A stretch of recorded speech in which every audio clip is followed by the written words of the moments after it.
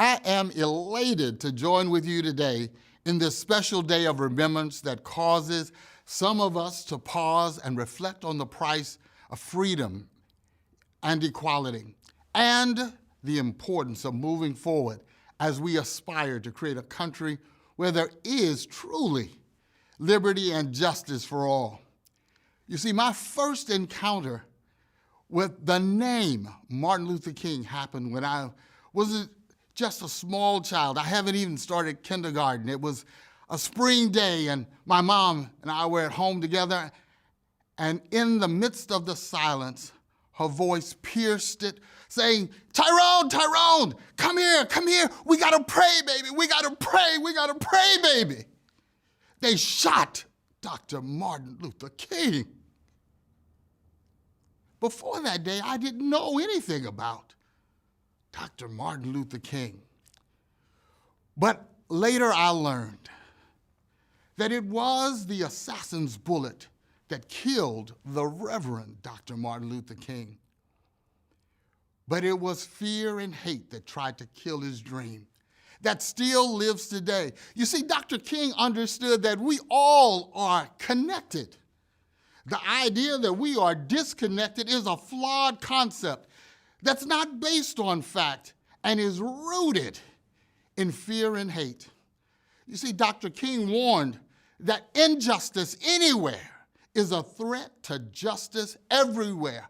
For we are caught in an inescapable network, mutually tied to a single garment of destiny.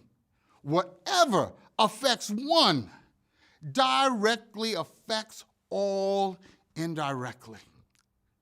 Today, as we remember this great leader, I challenge all of us to recommit ourselves to loving people enough to only seek their good. You know, now it's been over 50 years since Dr. King's death, and our country is still grappling with the issue of race and equality. While there have been undeniable achievements and transitions in our nation, we can still see division being promoted across the country. We hear the voices of fear and hate mongers and people who have turned their backs on the truth and undeniable facts. Some are rejecting truth and embracing lies to serve their own agendas. Oh, but I want to remind us today that this is not anything new. This is a strategy from the same old diabolical playbook that eventually ends in defeat. For Dr. King said, "Truth crushed to the earth shall rise again." Well, talking about rising, I'm a newcomer to Fresno, and I've had a chance to talk to people all across this city, both in government and in the community and in business. And although I've just been here a few months, I sense something rising. In Fresno, we are awakening. There's awareness that's growing, there's a rising. From all corners of the city, like-minded people from different ethnicities and social economic classes are breaking free from the barriers and limitations of the past and are laying the groundwork for a better future that includes liberty and justice for all of Fresno's residents. Despite what we see and hear happening everywhere, I believe Fresno is moving forward instead of falling backwards. I'm convinced that we all have a role to play in propelling Fresno forward. Let me share just a few key points with you. First, we all have a role to play. The civil rights was made of ordinary people who were called and unified to do an extraordinary thing and extraordinary things across this country. We all can do extraordinary things because we all have special gifts and talents. And when we embrace them and bring them to this moment, oh, the sky is the limit. I encourage you, spend some time recognizing, embracing your talents, skills, and passions, and offer them in service to our community.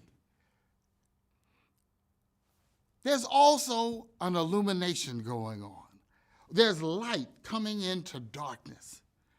Oh, there's an old gospel song that says, "This little light of mine, I'm gonna let it shine." If there ever was a time for people of the light to shine, oh, it's now. For the darkness allows the light brightness to illuminate all that surrounds. You know, in the past, I felt like all these things that are happening in the community and in the United States were just things that I had absolutely nothing to do with. But I, too, had an awakening.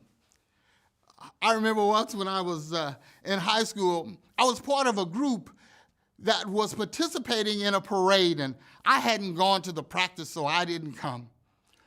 And so the people in the parade were marching, and I was standing on the sidelines. But when my group came, they saw me and they said, "Hey, Tyrone, come on, join us." And in that split second, I made a decision to leave the crowd and join the parade moving forward. You know, there is a real joy and fulfillment when you know that you're doing what you're called to do, using your gifts and talents to serve, and you're moving forward. And you say goodbye to standing on the sidelines. That's what I've chosen to do. And so I challenge you today as we honor this incredible gift to the human race. I challenge all of us to resist fear and hatred and commit ourselves to loving people enough to only seek their good. I challenge you to embrace your talents, your experience, and to shine your light, to work to propel Fresno forward. As I said, there's a joy in bringing all that you have to help us move forward. Oh, happy birthday, Dr. Martin Luther King. They called you a drum major for justice, for peace, and righteousness, and we are following your lead.